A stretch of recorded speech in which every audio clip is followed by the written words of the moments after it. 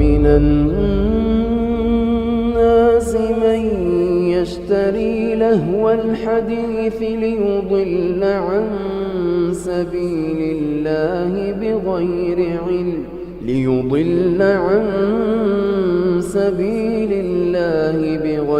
علم ويتخذها هزوا أولئك لهم عذاب مهين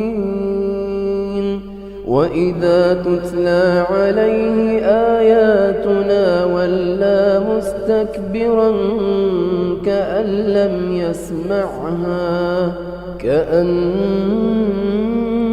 في أذنيه وقرا فبشره بعذاب أليم.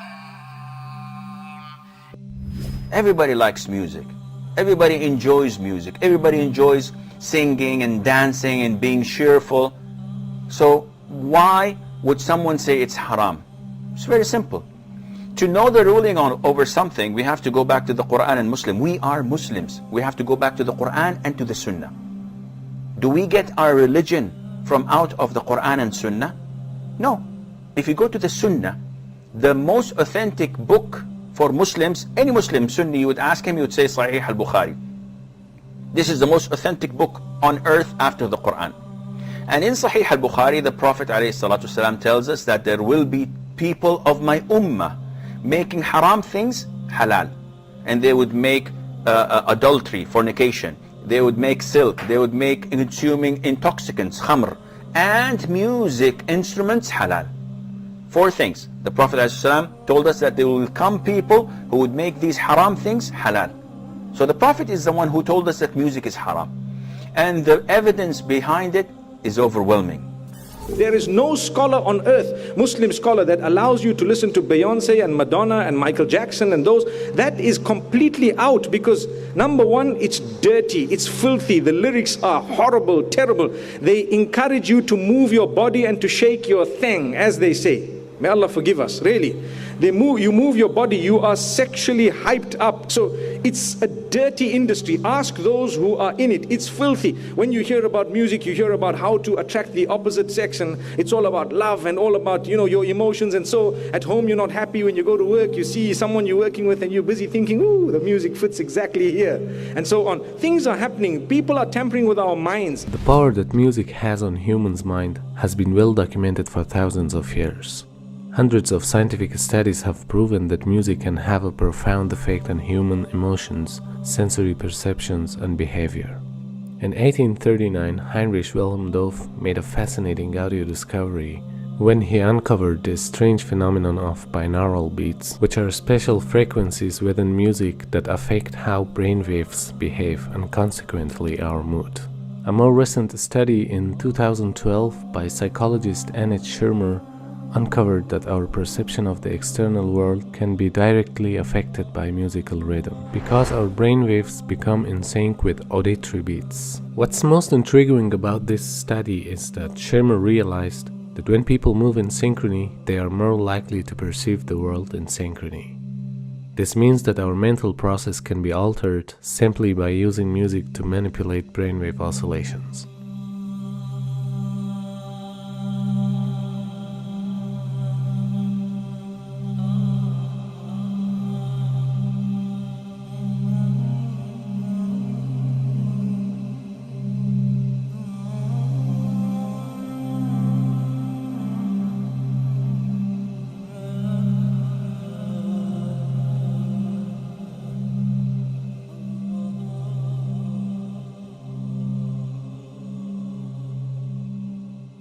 Music touches the limbic system or the emotional system of our brain, which actually, though slower than other parts, can overwhelm all of the other parts. Think about how we lose our mind when we fall in love. And we literally do because of the power of the emotion. That being said, the music system has been very unresponsive even to industry-applied ratings. All that they had been willing to do was to put parental advisory on the outside of CDs. They would not print lyrics in a visible place. This is complicated by the fact that the Federal Communication Commission has strict limits on what can be broadcast over the air. And historically, the way popular music has been sold is through airplay. We can't expect a system to be put together that will perfectly protect us. We need to protect ourselves. We need to be aware that these media change us and affect us. And we need to actively understand what they're doing, how they're doing, and make choices of whether we want that to be done to us. I think nowadays music is probably one of the easiest means to lose your moral sense. Music is audio pornography today. That's what it is. It's explicit, it's shameless, it's vulgar, it takes your sense of humanity away from you, it makes you look at women as objects, worse than objects, worse than animals. And these people are talking about women like they're talking about, an animal, really. And when you constantly, listen to garbage like that, then you get deviated. And you don't find pleasure except in disobedience to Allah, and that's a sign of a sick heart. Oh yes, and music is a whole another area that employs these techniques. Popular music, all popular culture, movies, TV, music, they carry messages, and it's not just entertainment. Entertainment is not value-free. It has ideological content. It presents a worldview that influences the people who are watching or listening. So we've got this disconnect, thinking that entertainment is harmless when it's the most important delivery system of propaganda, because it influences people without their conscious awareness, and that's the ultimate in controlling people in society, is to do it without them being aware of it. Now, you can't even listen to the lyrics because they're so disgusting, right? They are so filthy. And Fakhruddin al-Razi, in his commentary, says about the verse in the Quran where shaitan, that you will try to seduce them with your voice, he says by giving them foul lyrics that their children will memorize and repeat. That's in Mafatih al-Ghaib. That was in the 13th century. So what are we doing now? This is the khutuwat of shaitan. He's taken people by degrees. 2.5 hours per day for teenagers in the United States listening to music. 2.5 hours per day. 1 in 3 popular songs now contain explicit references. The number of times an adolescent is exposed to explicit substance references, 35 per hour. They're listening to 2.5 hours a day, 35 per hour, 84 per day, 591 per week, being told about alcohol and drugs in these lyrics. These are the khutuwat of shaitan. 30,700 a year. References to drug or alcohol in songs. Pop, 9%. Rock, 14%. Hip-hop, R&B hip-hop, 20%. Country, 36%. Rap, 77%. And we've got all these kids listening to rap. This is what they worship, these Satanists, Baphomet.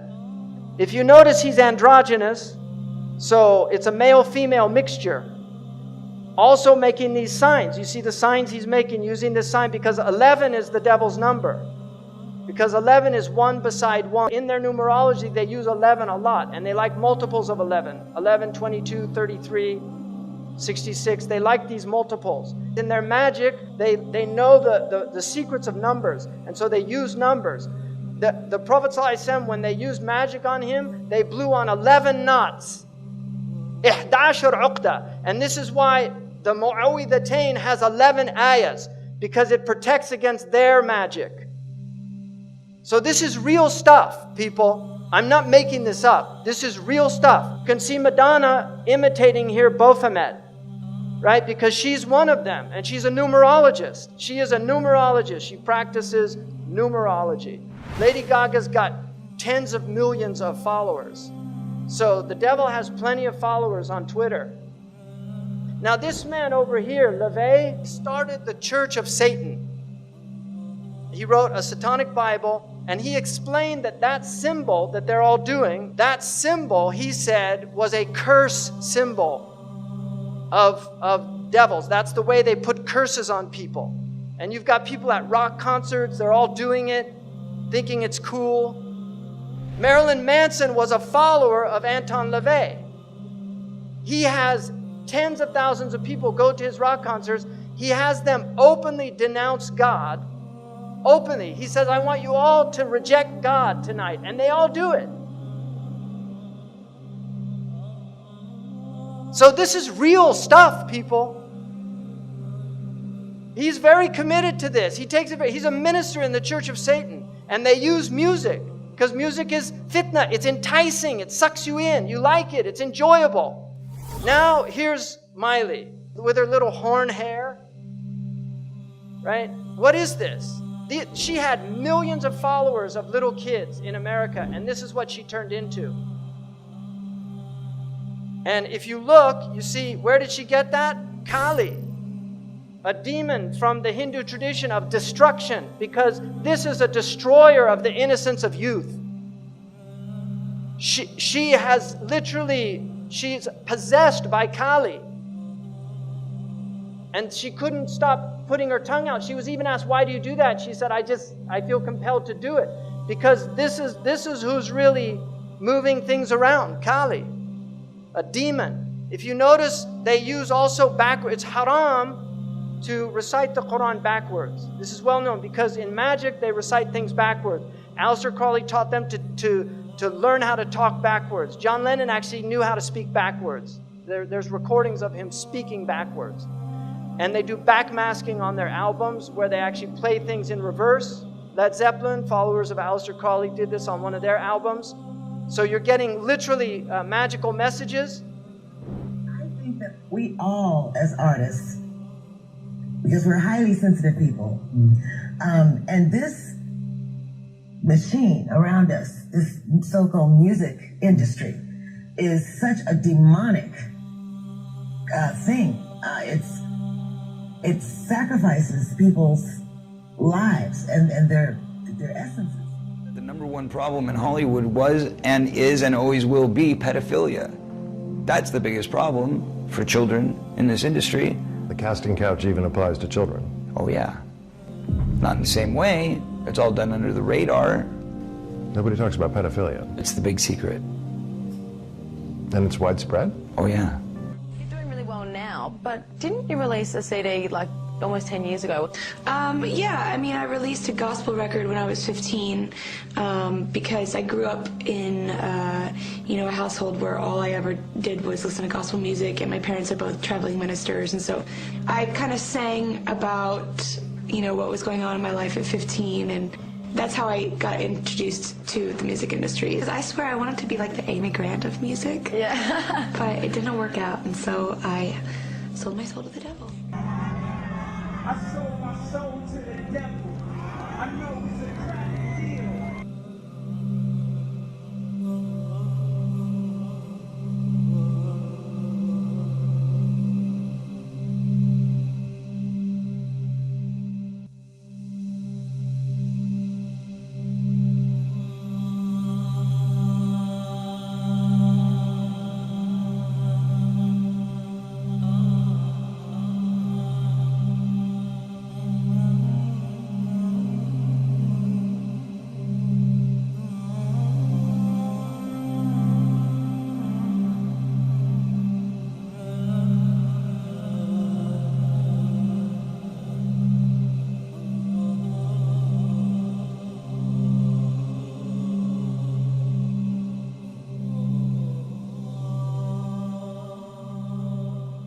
Yeah, I believe in the Illuminati. There is a certain level that you get at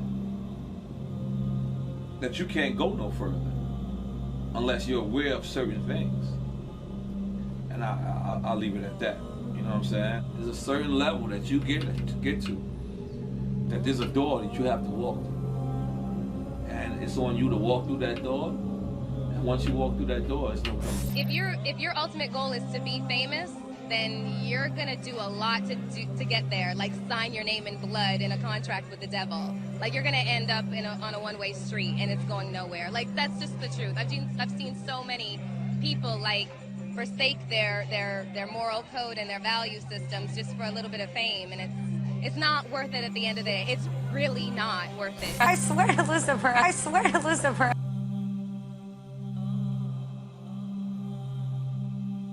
We're seeing a society that not only has a lot more people of lower IQ, but a lot fewer people of higher IQ. In other words, a dumbing down, a chemical dumbing down of society. So everyone's sort of mediocre.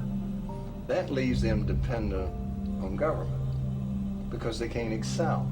We have these people of lower IQ who are totally dependent. Then we have this mass of people who are going to believe anything they're told because they can't really think clearly.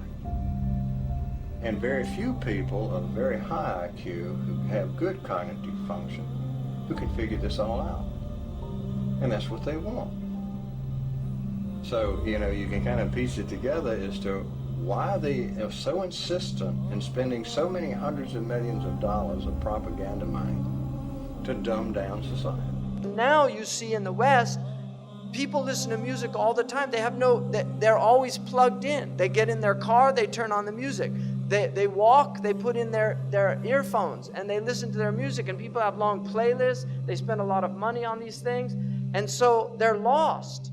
They don't have free time to think anymore because their lives are filled with sound. So the demons have immense tools that they've never had before, and they're using them very effectively.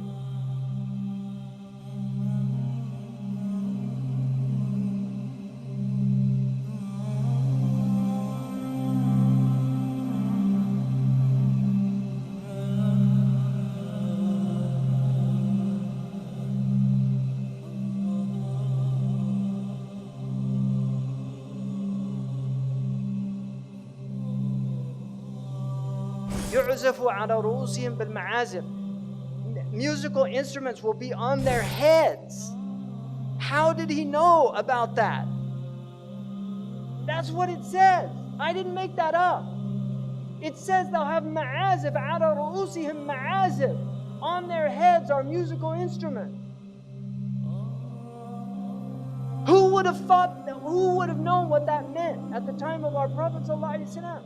But now we see it, all these people everywhere. Your mind is filled with their thoughts. You're not even yourself anymore. You're listening to Rihanna or Madonna or Haifa Wahbi or whoever the latest fashionable singer is. أعوذ بالله من الشيطان الرجيم. اللهم بلغ. اللهم بلغ. اللهم بلغ.